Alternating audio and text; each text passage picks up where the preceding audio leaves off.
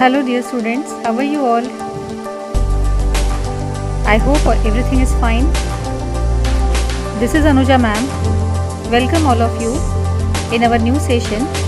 Today we are going to learn about the basic concepts of digital electronics. Today we will learn about the basic concepts of analog and digital signals, analog systems, digital systems, digital system design, combinational and logic circuits, sequential logic circuits, what is a binary logic, what are logic gates, classification of logic gates and application of logic gates. Let us begin with the basic concepts. Basically, signal is nothing but commonly a data or an information which is going to transfer from one location to other. When we say the data is transferred from sender to receiver, the data can be in terms of a text message, it can be a text, it can be a video, it can be audio, it can be an image, anything. So, when the data is transferred, actually the signal is transferred, and that signal is to be transferred over a large area, over a large distance. Okay, so there are mainly two types of signals, analog signals and digital signals. What are the analog signals? Analog signals, here you can see with this image, it is represented as a sinusoidal waveform, and the digital signal is represented as a square waveform. Now analog signal and the digital signals have their own advantages and disadvantages. But whenever the signal is studied, we know that two main things we are studying, that is we need to study, are amplitude and frequency. Amplitude is on the y-axis and frequency is on the x-axis. Basically a time is on the x-axis, but using that time we can convert it into frequency. Since we know that frequency is inversely proportional to the time. So f is equal to 1 upon t or t is equal to 1 upon f.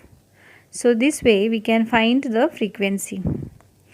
Now in analog signal, half positive and half negative signal consist of or includes one cycle of the signal, and the time period to complete this one cycle is nothing but shows the frequency of that signal. In the digital signal you can have only limited values. Often then the values are 0 and 1. That is in the binary form.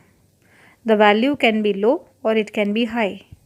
That is the value, if it is in terms of voltage, then it can be 0 volts or it can be 5 volts. What is basically an amplitude? Amplitude is nothing but the strength of the signal, or you can say the value of that signal. Exactly. And the frequency is nothing but whether the signal is fast or whether the signal is slow. Okay, so these two main properties, amplitude and frequency, are very important for the signal. Now in the analog signal we can see that the amplitude changes with respect to time. Every point the amplitude changes, so we are getting infinite values over the time period. Whereas in the digital signal, the values are only two, that is one is high and another is low, that is one first value is 1 and another is 0. So we are getting only two values, 1 and 0. So it is easy to determine whether we are getting proper signal or not, or whenever any wrong signal is given or any disturbances in the signal occurs, then we will come to know easily to detection will be very easy.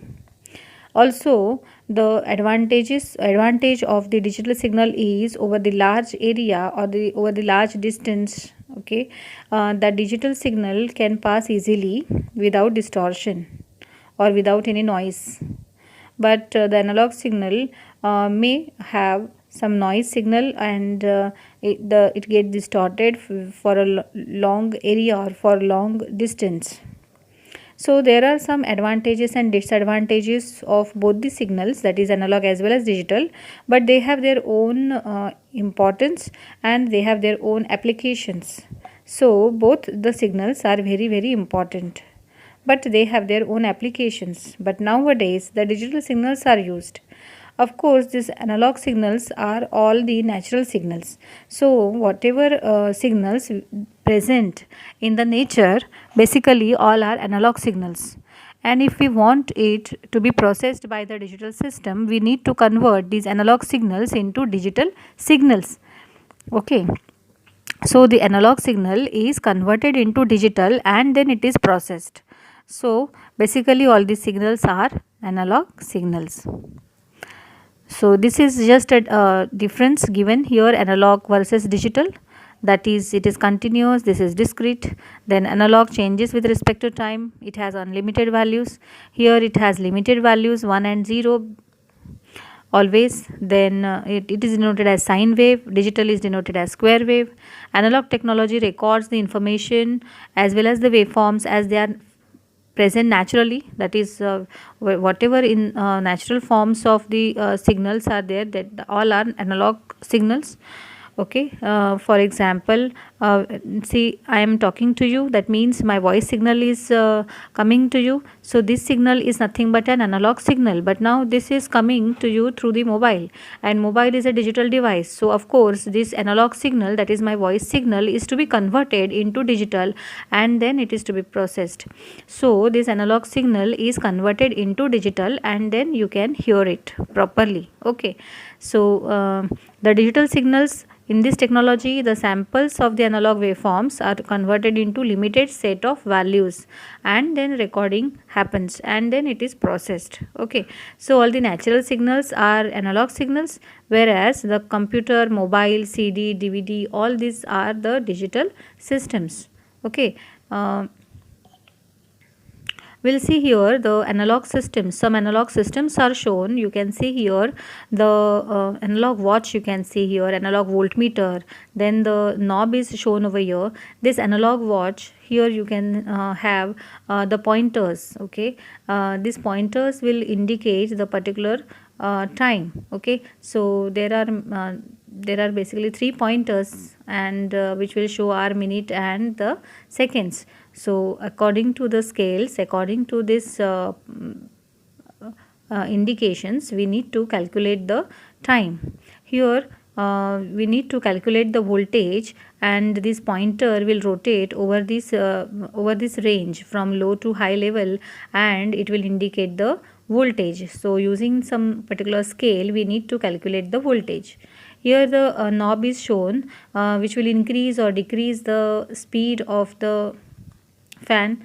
Most probably we are using the regulators to increase or decrease the fans, and to increase or decrease the volume of the speaker. Okay, and to increase or decrease the intensity of the light, we are using all these things. So these are all our analog systems.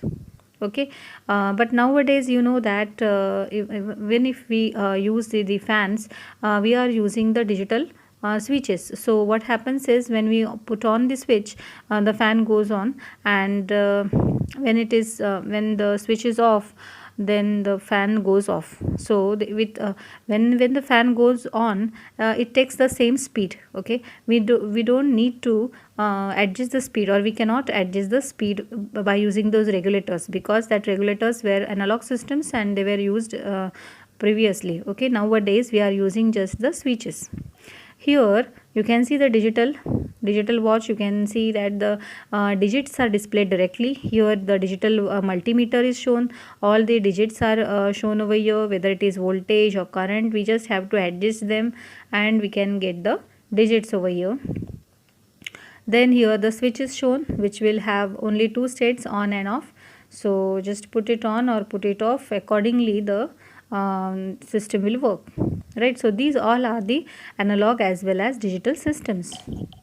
Now if we need to design the digital systems, there are 2 types of circuits which will which will be useful to design the digital system. So number one is combinational logic circuits and second is sequential logic circuits. So we need to design both the circuits. Okay, so combinational logic circuit design and the sequential logic circuit design, we are going to study both the things. Okay, so in my next videos we will see gradually one by one all the combinational logic circuits as well as the sequential logic circuits.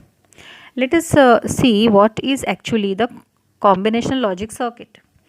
Now using this block diagram, it is easily explained that the combinational logic circuit is a digital circuit which has many inputs and many outputs. Now many inputs are shown over here. Say the inputs are X and the outputs are shown, but these outputs depends on the inputs. The outputs depends on the inputs.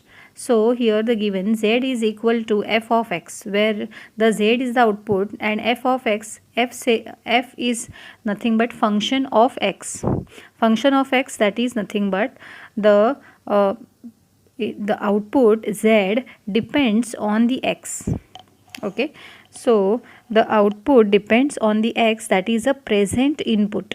Okay, so remember always, this is very important point, that the combinational logic circuit has outputs which are dependent only on the present input. Okay, output depends only on the present input.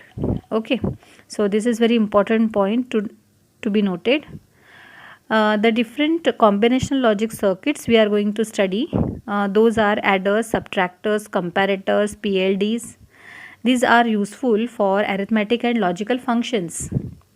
Then the some another circuits we are going to study, that are multiplexers, demultiplexers, encoders, decoders. These all are useful for data transmission. Then we are going to study some binary to gray to binary code converters, BCD to 7 segment, decimal to BCD, all these code converters. So these are used for code converting. So these different types of logical circuits we are going to study. These all are combinational logic circuits where the output depends only on the present input. That means as soon as the present input changes, the output will change. Okay. Sequential logic circuits. Now here just given the basic block diagram of sequential logic circuits. Here you can see that some inputs are applied to the circuit and we are getting the output, and the output is used by the system, as well as this output is simultaneously stored somewhere in the memory element, and that output is again taken back as input for the next stage. Okay, so at the first stage, suppose we are providing some input and we are getting some output, and the output of the first stage is stored and it is given in the next stage as input to get the output of the second stage. Okay, so here what happened is the output is to be stored. Okay, and to store the output we need to have a memory. So here the memory is required because we are storing the output.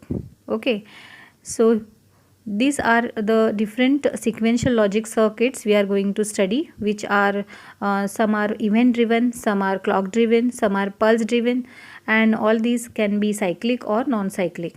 These all things we are going to study in detail in my next videos, so do not worry if you don't understand it right now. Okay, now the difference between the combinational circuits and sequential circuits. What do you mean? In the combinational logic circuits, the output depends on the present input. In the sequential logic circuits, the output depends on the present as well as previous outputs, as well as input. Sometimes it depends on the previous input, sometimes it depends on the previous output, but it depends on present as well as previous things. Okay. In the combinational logic circuit, we can write as in the second point that the input and output is not stored, so the memory is not required. Here the memory is required. In the combinational logic circuit, the output depends on the specific combination of the input. It depends on the present input, but it depends on the present combination of the input. What is the combination given as an input? depends on that you will get the output. In the sequential logic circuit, the output depends on the sequence in which the input is applied. Okay, you will come to know this difference when you will study actually the systems. Okay, when you study the circuit, you will come to know what this means. The speed of this combination logic circuit is more because it depends only on the present input. So as soon as the present input changes, the output changes. So it works fast comparatively. And in the sequential logic circuits, the output depends on the present as well as past. So it has to take it from the memory. So it takes some time. So comparatively, the speed is less. This combination logic circuit simple to design, whereas it is little bit harder to design comparatively.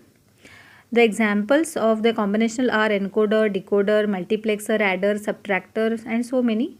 Whereas in the sequential, the examples are flip-flops, counters, shift registers, etc. And all these circuits we are going to study one by one. Okay, so we are going to begin with combinational logic circuits. We will study all the combinational circuits and then we will study the sequential circuits. Now we'll go for the binary logic. Now binary means 2, that you have understood. Binary is nothing but digital. Digital is nothing but binary.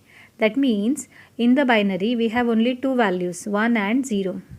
Here when we design a circuit, remember that 0 is nothing but low value. 0 is nothing but low value or logic 0, because 0 is not arithmetic 0. It is not arithmetic 0 or it is not a value 0, but it is a logic 0.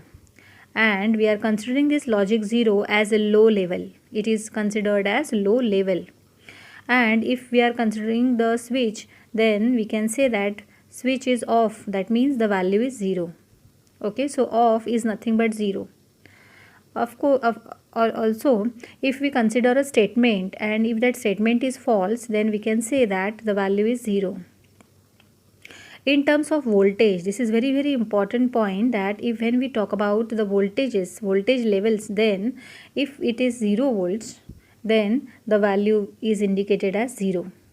So 0 is termed as low, it can be off, it can be false, logic 0 and 0 volts. All these things are determined or they are considered as 0. And when we say 1, that means the high logic or high level. Okay, and that is nothing but logic 1. Or in terms of switch or in terms of LED, when it is on, when the switch is on or when the LED is on, it is considered to be 1. If it is a statement and that statement is true, then we can consider it as 1. In case of the voltage, if it is plus 5 volts, then we will consider it as 1. So when the voltage is 0, we will consider it as 0. If the voltage is 5, we will consider it as 1. Vice versa, if the answer is 0, that means 0 volts. If the answer is 1, that means plus 5 volts. Now why plus 5 volts? That we will understand in my next videos when we will see the practical things. Okay. Now what are the logic gates? As you know that we are going to design, in this topic we are going to design the digital systems. You know that the system consists of the different circuits. This is an electronic system, so we need to design the electronic circuits. And since this is a digital system, we need to design digital circuits. And digital circuits, to construct them, we need digital components. Okay, so we are going to learn those digital components or fundamental components, and those fundamental components which are used to design the digital systems or digital circuits are known as logic gates. Okay, so what are logic gates? Logic gates are the basic building blocks of any digital system. Okay, so using the logic gates, we are going to construct the logical circuits, that is digital circuits, and using those digital circuits, we are going to design digital systems. So it can also be defined as it is an electronic circuit which is having one or more than one input and only one output. Okay, that means these logic gates are nothing but circuits, small circuits, and these circuits are having many inputs but always one output. That is very, very important thing. Now the relation between the input and output is based on certain logic. Okay. Logic gates are primarily implemented using diodes or transistors acting as electronic switches. Now we are saying that logic gates are the digital circuits, right? So these digital circuits are made up of some things. Okay, these some components or something is nothing but diodes, transistors, switches. Why? Because this diode can also act as switch. Transistor also can act as switch. Why we need switch? Because we need only two values, high and low, 1 and 0. So if we take such components to design them, we will have two values if we consider it as switch, or we connect them as switch. Okay, so these logic gates are actually internally they are constructed by using diodes or by transistors or by transistors resistors or by diode transistor resistor, etc. Okay, so these logic gates are nothing but ICs. Okay, you are going to get a particular IC for a particular logic gate. Okay, we will see all these things in the practicals, so do not worry if you don't understand it right now. But just remember that logic gate is a fundamental component to design the digital circuit, and the logic circuits can have many inputs and always one output, and the output depends on the certain logic. Okay, now classification of logic gates. Here you can see that these logic gates, that is these all circuits, are of three types mainly: basic logic gates, universal logic gates, and other logic gates. These other are also known as special logic gates. Basic logic gates are again divided into three types, that is AND gate, NOT gate, and OR gate. Universal logic gates are again divided into two types, that is NAND gate and NOR gate, and special gates are again two, that is XOR gate and XNOR gate. Now if the logic gate is having only one input, because we said that the logic gate is nothing but a circuit which has one or many inputs and always one output. So this one output is shown by Y. This Y is a variable. We can consider it as Z, we can consider it as P, anything. But generally we are considering it as Y. Many books have given it as Y. So we will write down here Y. Okay. And so Y is our output. And this A is our input. Okay. So this A is shown, that is only a single input is shown. So what this A can be? This A can be either 0 or it can be 1. So that means we will get two combinations if we have only one input. That means if we have only one input A, then we will get two combinations. Okay, so we can give to this logic gate, we can give either 0 or 1. If we give 0, we will get some output. If we give 1, we will get some output. So output may be same or may be different, but it depends on this logic, okay, or which logic gate we are using. Okay, because we have seen that there are these 7 logic gates. So which logic gate we are using and which combination we are applying, on that two things this Y is going to change. Okay. Now if we have two inputs, then what will happen? If we have two inputs, say A and B, then if we keep A as 0 and if we change the B 0 and 1, and after that if we keep A as 1 and the B is changed, suppose 0 and 1, then how many combinations I will get as 0 0 0 1 1 0 and 1 1. See, these 4 combinations I will get, and for every combination the output will be different. It can be same or it can be different, but it depends on which logic gate is used. Okay, so the output depends on two things. Number 1 is which logic gate is used, and number 2 is which combination is applied. Okay. Now generally we can say that if n number of inputs are given, if n number of inputs are applied to the logic gate, then there will be how many combinations? 2 raised to n combinations will be there. Consider n as 1. What will be 2 raised to 1? 2. That means we got 2 combinations.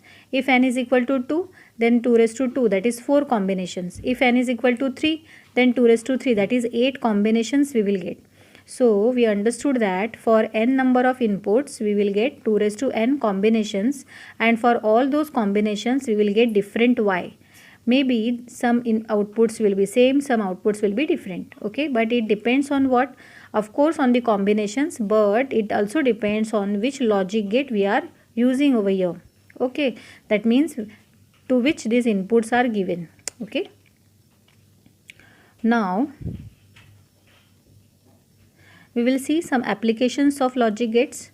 These are some applications. These logic gates are used to build some complex systems that can be used in different fields such as genetic engineering, nanotechnology, industrial fermentation, medicine, etc. Then it is also used to construct multiplexers, adders, multipliers, okay. Then it is also used to perform several parallel logic operations. Then it is used for a simple house alarm or fire alarm in the circuit of automated machine manufacturing industry. So these all are the applications of logic gates.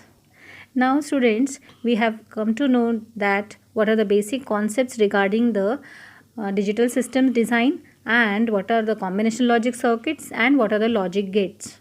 Okay, I think you must have understood, and go through the video once again, and of course I'm sure you'll come to know all these things, basic things, which are very very important to for the other further studies. Okay, so till then, goodbye, have a nice day, thank you.